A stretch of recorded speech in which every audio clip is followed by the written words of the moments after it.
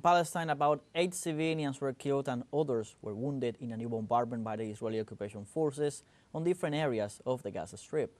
According to local media, several aircraft flew over the Palestinian enclave, hitting the towns of Deir al-Balah in central Gaza and Hammam al-Sambra in the east. In the latter, 4 civilians were reported dead after a rocket landed on a family's home. In Deir al-Balah, 4 policemen were killed while trying to secure a truck carrying food supplies. According to a statement issued by the Gaza Health Ministry, the Israeli Zionist army killed 58 people and wounded 86 others during the past 24 hours. The document specifies that all the victims were civilians and more than half of them are women and children who were killed in what the ministry described as horrible and brutal crimes. With the latest figures, the authorities announced the number of people killed in Palestine since October 7th last year stands at 45,317, while the number of wounded has reached 107,713. Israeli Prime Minister Benjamin Netanyahu arrived in court in Tel Aviv on Monday to take the stand again in his long-running corruption trial. Netanyahu will answer charges of fraud, breach of trust, and accepting bribes in 3 separate cases during his appearances. He is accused of accepting goods worth tens of thousands of dollars from a billionaire Hollywood producer in exchange for assistance for his personal and business interests. In addition, he is also on trial for promoting advantageous regulations for media moguls in exchange for favorable coverage for himself and his family. For his part, the Zionist Prime Minister claims that charges are a witch hunt orchestrated by hostile media and a biased judiciary. Netanyahu is the first sitting Israeli leader to testify as a defendant in a criminal trial.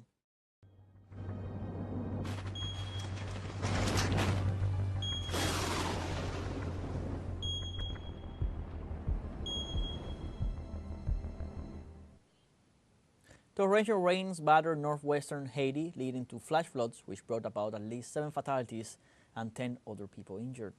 Authorities specified that about 11,000 buildings have been flooded. Subsequently, deaths have been reported in Ruth Regras, Kwamoses, and Mount Bethel areas. In addition, data are still being collected on locations, damages to houses, schools, private offices, and other facilities in various areas of Port-au-Paix. In this context, the Hydrometeorological Unit of Haiti issued Monday a flood alert for the departments of North and Grand Anse. In this context, the Haitian government announced a plan to help the most vulnerable households in the midst of the climate crisis the country is experiencing. With the aim of satisfying some of the basic needs of the population, the government will launch a special program at the end of the year to support the most vulnerable. They emphasize that priority will be given to the elderly, disabled, and single mothers. Likewise, in addition to the strategies outlined, they announced that mobile canteens and soup kitchens will be installed to provide food to people in different communities. In El Salvador, ruling deputies passed on Monday afternoon new mining law that approves mining exploitation, which was banned since 2017. Social and environmental organizations gathered in front of the Legislative Assembly to show their rejection of the mining law and also point out environmental and social risk for the population. Protesters assured that they will continue with the demonstrations as pressure on the government to express their dissatisfaction. The decision was made despite protests from the Council of the University of El Salvador, which has expressed its concern about the environmental impact that the reactivation of metallic mining would generate in the country.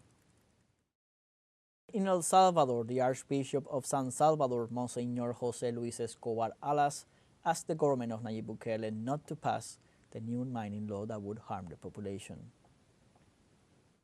Queremos pedir a las autoridades de We nuestro want to ask the authorities of our country, both the government and the legislature, not to approve a new mining law that would allow mining exploitation in our territory.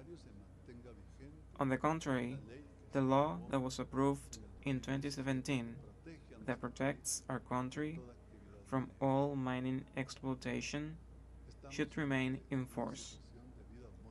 We are facing a life and death situation. It is not a partisan political discussion. It is about the protection of people's lives, people's health.